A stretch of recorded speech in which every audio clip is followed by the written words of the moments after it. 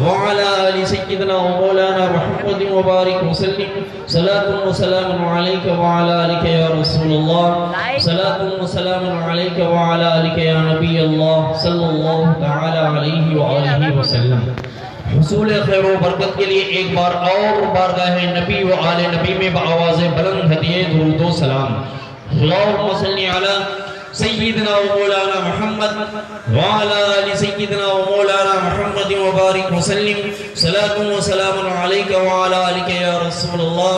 صلاة و سلام علیک وعلى آلک یا نبی اللہ صلی اللہ علیہ وآلہ وسلم۔ معزز برادران اسلام، میری آپ سے پرخلوص گزارش ہے کہ ہمارے جو احباب دور کھڑے ہوئے ہیں یا کہ دیواروں پہ بیٹھے ہوئے ہیں، ادھر ادھر باتوں میں مصروف ہیں، آگے اور اس پنڈال کے نیچے کافی کرسیاں خالی ہیں، آ کر کے ان کرسیوں کو پر کر لیں اور سکون و اطمینان کے ساتھ بیٹھ کر دل جمعی کے ساتھ، یکسوئی کے ساتھ، ذہن اور دل دماغ کو حاضر رکھ کے اہل بیت اطہار کے ذکر پاک کو سماعت کریں۔ انشاءاللہ تبارک و تعالیٰ آپ کی یہ نشست اور آپ کی یہ قربانی رائگاں نہیں جائے گی۔ اللہ رب العزت اپنے ان محبوب صلی اللہ علیہ وآلہ وسلم اور ان کی آل پاک کے صدقے و فیض آپ کو اس کا بہتر صلہ عنایت فرمائے گا۔ معزز برادران اسلام، حسب معمول اور حسب وعدہ آج میں نے اپنی گفتگو کا موضوع یعنی عنوان سخن حضور مولا کائنات شیر خدا علی المرتضیٰ کرم اللہ تعالی وجہہ الکریم کی ذات ستودہ صفات کو بنایا ہے کہ آج کی اس مجلس میں جس قدر آپ نے مجھے ساتھ دیا،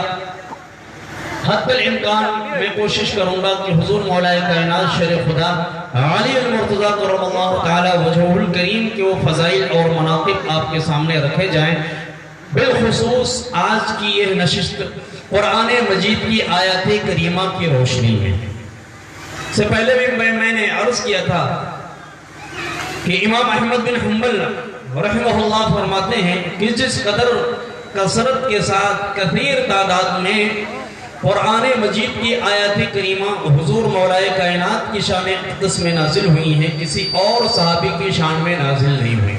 یہاں تک کہ فرمایا کہ 300 سے زائد آیات کریمہ ہیں جو صرف اور صرف مولا کائنات کی شان اقدس میں نازل ہیں۔ خود حضور مولا کائنات شیر خدا علی المرتضیٰ کرم اللہ تعالی وجہہ الکریم ارشاد فرماتے ہیں، آپ سے ایک روایت مروی ہے کہ قرآن یہ 4 قسموں پر نازل ہوا،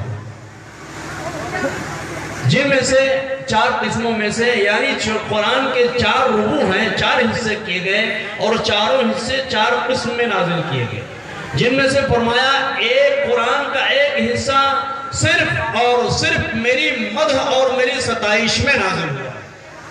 یعنی قرآن مجید کا ایک حصہ صرف نبی و آل نبی کی مدح اور ان کی ستائش میں نازل ہوا ہے، اور قرآن کا دوسرا حصہ باغیان اہل بیت، دشمنان اہل بیت کی مذمت میں نازل ہوا ہے، اور قرآن کا تیسرا حصہ یہ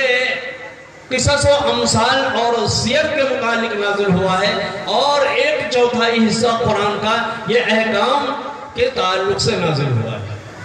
تو اس طریقے سے جو امام احمد بن حنبل رحمہ اللہ نے فرمایا کہ 300 سے زائد آیت کریمہ حضور مولا کائنات کی شان اقدس میں نازل ہوئی ہیں،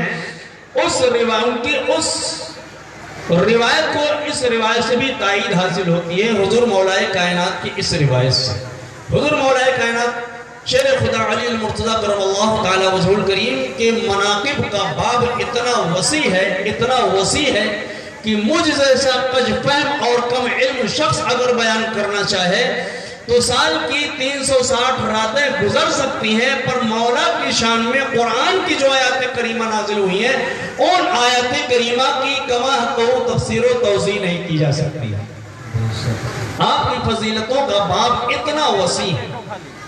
چنانچہ میں نے آج کی اس شب کو قرآن مجید کی آیات کریمہ کی روشنی میں حضور مولا کائنات کی شان اقدس کو موضوع سخن بنایا ہے۔ آئیے آغاز گفتگو کرنے سے پہلے ایک بار پھر بارگاہ نبی و آل نبی میں بآواز بلند ہدیے درود و سلام پیش فرمائیں۔ اللہم صلی علی سیدنا و مولانا محمد وعلى آل سيدنا ومولانا محمد وبارك وسلم صلاة وسلام عليك وعلى آلك يا رسول الله صلاة وسلام عليك وعلى آلك يا نبی اللہ صلی اللہ علیہ وآلہ وسلم۔ معزز برادران اسلام، کل میں نے عرض کیا تھا کہ تاریخ اسلام میں اہل بیت اطہار کے ساتھ سوتیلا برتاؤ کیا گیا ہے کہ ان کے مناقب کو چھپانے کی کوششیں کی گئیں، ان کے فضائل پر پردے ڈالنے کی کوششیں کی گئیں، ان کے فضیلتوں کو مسخ کر کے بگاڑ کر کے دنیا کے سامنے پیش کرنے کی کوششیں کی گئیں۔ اور چونکہ یہ اللہ والے ہیں اور جس کے ذکر کو خدا بلند کرنا چاہے ساری کائنات مل جائے اس کے ذکر کو مٹانے پر مٹا نہیں سکتی ہے۔ تو 600 برس تک حکومت بنو امیہ اور اس کے بعد بنو عباس کی رہی اور انہوں نے پوری کوششیں سر پر ڈالی، حتیٰ کہ تمام ائمہ کو زہر دے کر اس دنیا سے رخصت کیا، لیکن فضائل اہل بیت کو چھپا نہ سکے۔ اس لیے کہ اللہ نے وعدہ کیا ہے کہ تمہارے ذکر کو ہم چھپنے نہیں دیں گے، مٹنے نہیں دیں گے، چونکہ یہ عین اسلام ہے۔ اہل بیت کا ذکر یہ عین اسلام ہے، بالکل اسلام ہے۔ اور اسلام کے بارے میں ایک شاعر نے کہا ہے کہ اسلام کی فطرت میں قدرت نے لچک دی ہے، جتنا ہی دباؤ گے اتنا ہی یہ ابھرے گا۔ ذکر اہل بیت یہ عین اسلام ہے، اس میں بھی خدا نے وہ قدرت دی ہے، جس قدر تم اسے دبانے کی کوشش کرو گے یہ ذکر ابھر کر سامنے آئے گا۔ نعرہ تکبیر، نعرہ رسالت، ذکر شہدائے کربلا، فضائل اہل بیت، فضائل اہل بیت، نعرہ تکبیر، نعرہ رسالت، سبحان اللہ۔ اور برادران اسلام، آپ کبھی کبھی ہو سکتا ہے یہ سوچنے پر مجبور ہوتا جب ہو جاتے ہیں کہ یہ جو فضیلتیں بیان کی جاتی ہیں، یہ جو مناقب بیان کیے جاتے ہیں، آخر اب تک تو بھی بیان ہوتے رہے، میں نے سنا یہ کہاں سے لے کر کے یہ چیزیں آتے ہیں؟ کیا انہوں نے ہی پڑھا ہے؟ کیا کسی اور نے پڑھا لکھا نہیں ہے؟ تو میرے عزیز بھائیوں، اس بات میں اس میدان میں تنہا نہیں ہوں، بلکہ میری حیثیت کیا ہے کہ میں مولا کے فضائل کو بیان کر سکوں، بلکہ ان کے فضائل کو تو بزرگان دین نے بیان کیا ہے، ان کے فضائل کو صوفیاء نے بیان کیا ہے، ان کے فضائل کو، ان کے مناقب کو تو بڑے بڑے اولیاء کاملین نے بیان کیا ہے۔ آج میں اپنے اصل گفتگو کا آغاز کرنے سے پہلے ایک مرد قلندر جسے دنیا شمس تبریز کے نام سے جانتی ہے، جن کے بارے میں مولانا روم خود فرماتے ہیں کہ مولوی ہرگز نشد مولائے روم تا غلام شمس تبریز نشد۔ یہ مولانا روم اس وقت تک مولوی ہی نہیں ہوا جب تک کہ اپنے آپ کو پورے طور پر شمس تبریز کی غلامی میں نہیں دے دیا۔ یہ وہی شمس تبریز ہیں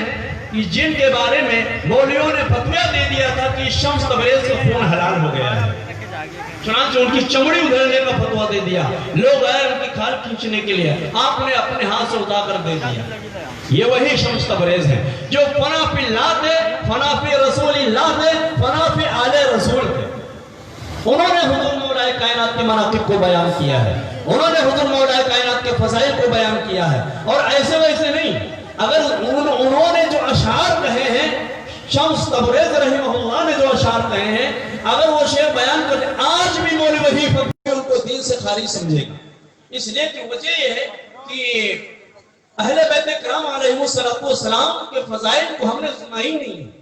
اور ہم نے تو اہل بیت کو، ہم نے تو مولا کائنات کو ایک عام انسان سمجھ رکھا ہے، بلکہ روایتوں تو ایسی بھی ملتی ہیں جو رسول گرامی وقار صلی اللہ علیہ وآلہ وسلم کے بارے میں انسان کو سوچنے پر مجبور کر دیتی ہیں کہ یہ تو کوئی زیادہ فرق نہیں ہے، وہ بھی ہماری طرح ایک انسان ہے۔ نعوذ باللہ من ذالک۔ تو ظاہر سی بات ہے کہ جب ایسی روایتیں آئیں گی کہ نبی نماز میں سو گئے تھے، ایسی روایتیں آئیں گی نبی اکرم صلی اللہ علیہ وآلہ وسلم کھڑے ہو کر کوڑے دان پر، کوڑا کھانے پر اپنے پیشاب کیا تھا، اور علیہ وسلم بیٹھے رہتے تھے اور لنگی گھٹنے کے نیچے رہا کرتی تھی، تو ہر انسان یہی سمجھے گا کہ ہماری طرح تھے۔ یہی بجائے انہی روایتوں کو پڑھ کر کے کچھ تو بس ہماری طرح ہے۔ اور یہ ساری کی ساری روایتیں بنو امیہ کے بدماش مولویوں نے اپنی ناجائز تسکین نفس کے واسطے رسول کی طرف منسوب کیا تاکہ ہمارے واسطے اپنی عیاشی کا ذریعہ فراہم ہو سکے اور کہہ سکے ایسا کام تو ہمارے نبی نے بھی کیا ہے. نعوذ باللہ من ذالک. حالانکہ ایسی چیزیں نبی کی طرف منسوب کیا ہے کہ اس پر عمل کرتے ہوئے آج مولوی خود شرما. آج فتویٰ دیتے ہیں کہ گھٹنا کھولنا یہ حرام ہے اور گھٹنے کے اوپر جسم پر نگاہ کسی محرم کی پڑ جائے تو یہ حرام ہے. گناہ کبیرہ کا مرتکب ہوتا ہے وہ شخص. تو اپنے بارے میں تو یہ فتویٰ دیا جاتا ہے, اپنے بارے میں تو اس طرح فتویٰ دیا جاتا ہے, لیکن رسول کی طرف بات وہ منسوخ کر دی گئی. ائمہ اصول حدیث کا متفقہ فیصلہ ہے کہ اگر کوئی شخص بیچ راستے پر پیشاب کر دے, کسی شخص نے اگر کھڑے ہو کر پیشاب کر دیا ہے تو اب وہ رسول کی حدیث بیان کرنے کے قابل نہ رہا اور اس کی بیان کردہ حدیث کا